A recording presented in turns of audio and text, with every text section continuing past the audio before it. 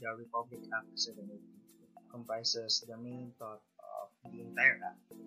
So the act will discuss about the different don'ts and acts deemed illegal when it comes to the use of electricity and the electric transmission lines and materials.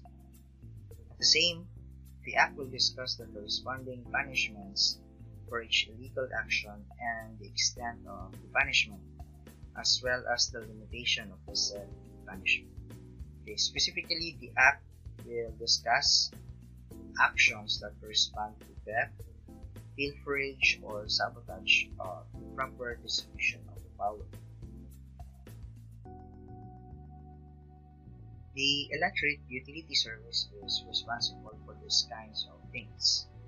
So not only is this for the fair distribution of electricity, but also for the safety of everyone.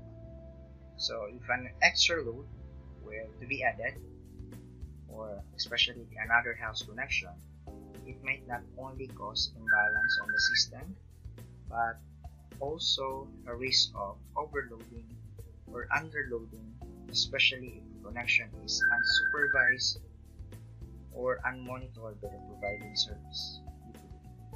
These acts can be considered theft since energy from the extra connection will not be measured on any device that keeps tracks of such services and thus will not be billed on the consumer.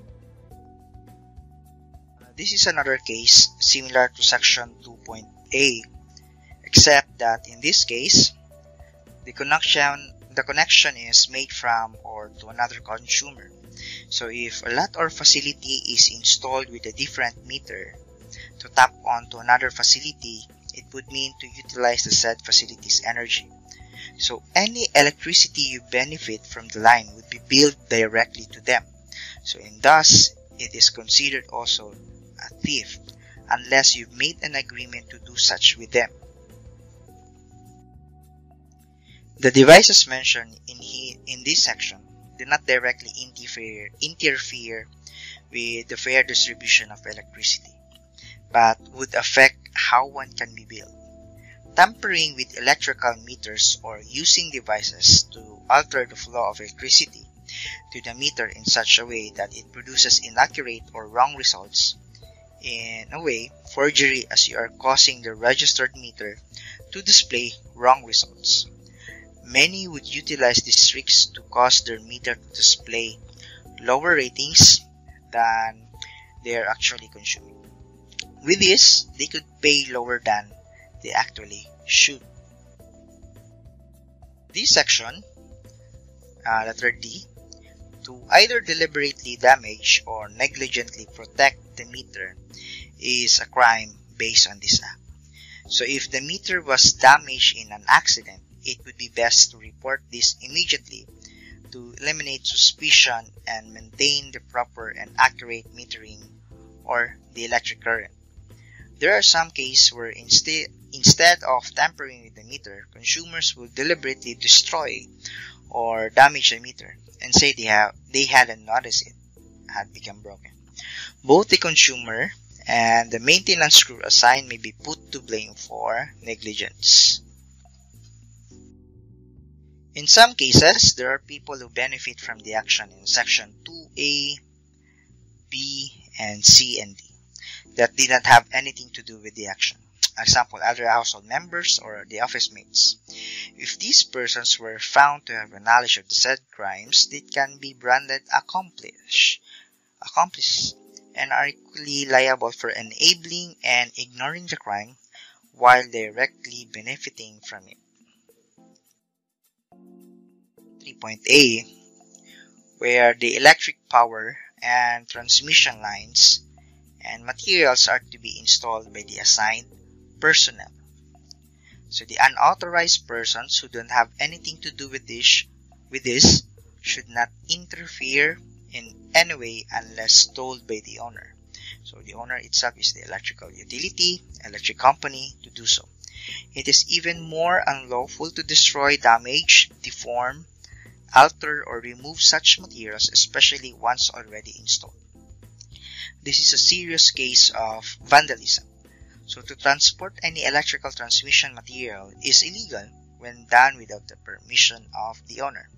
So these materials are rightfully situated and are stored in any designated locations for easy locations, and this action in any case would be considered theft. Number 3, it is also another case of theft. Storing such materials without the knowledge of the owner would be like taking money from the cashier counter and putting it in your pocket. So whether or not you own the materials, if you were to export or import them by any means without securing a permit from the NPC, it would be likely illegal immigration. This would be worse if you were to transfer them to another country.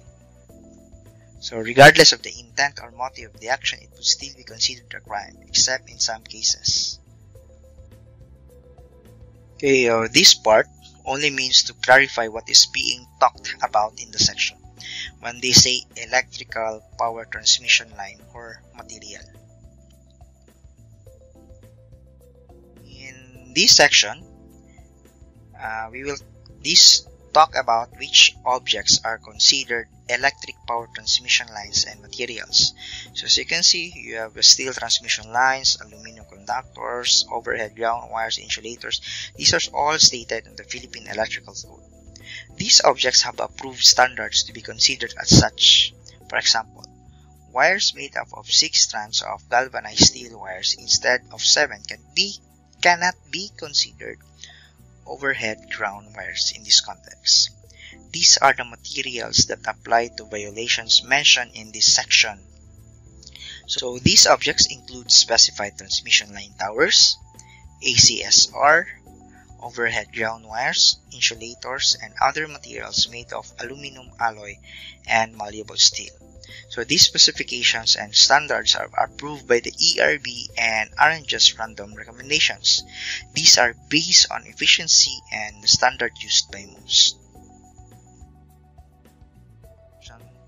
Discuss about the prima facie evidence. So what is prima facie evidence?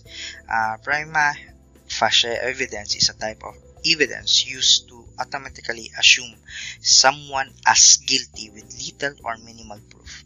This type of evidence does not necessarily prove one guilty of a crime if proven otherwise. An example is if you walk in on your spouse together with another man or woman, the worst can be assumed based on the context, but any assumption may be disproven given proper reason. So in this Republic Act, there are certain prima facie evidence that may be used as grounds for accusations despite not having any proof of the act. And unless the accusation is disproven, the accused may be punished. So 1, 2, and 3 are actions which can be permitted by law if any prima facie evidence was found on a person. First is the immediate disconnection of electricity.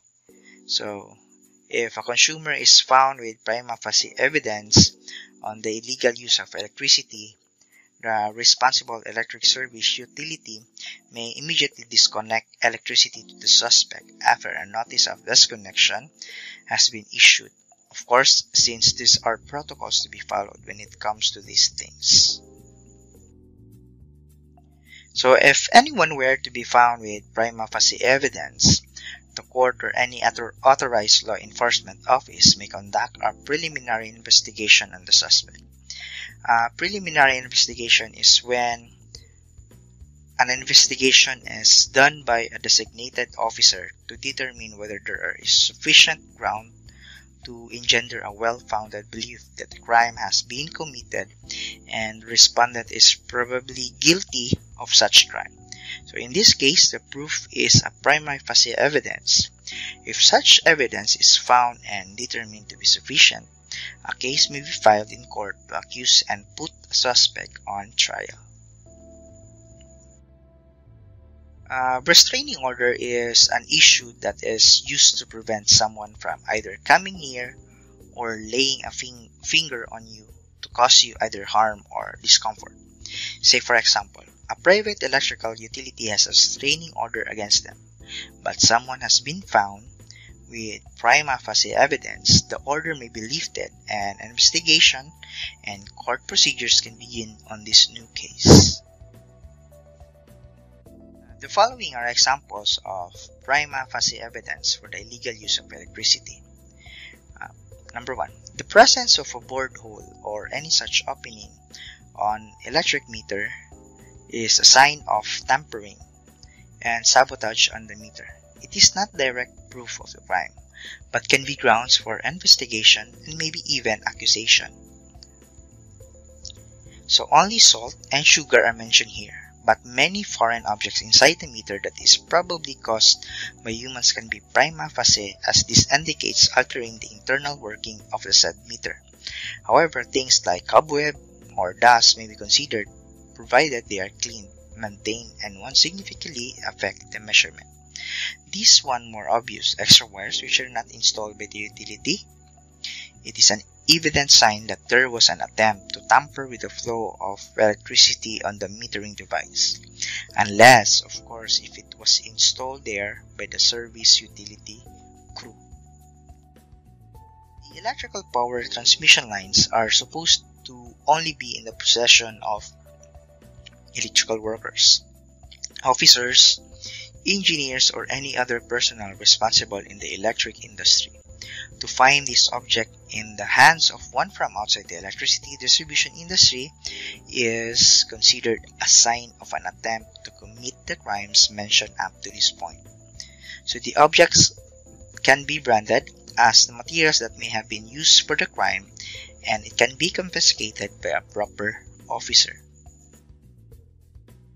Of the part 1 of the IPIRA law, so where we will discuss about the section 5 incentives. So the incentives are like bounties in a sense that you are rewarded for catching a criminal. So this incentive strategy was probably also utilized as a measure to further prevent these crimes from happening by encouraging vigilantism, initiative, and integrity by appealing to our natural inclination to money or reward. Thus, a criminal may have a harder time convincing a witness to stay quiet if the witness knows they can gain more by reporting the said crime.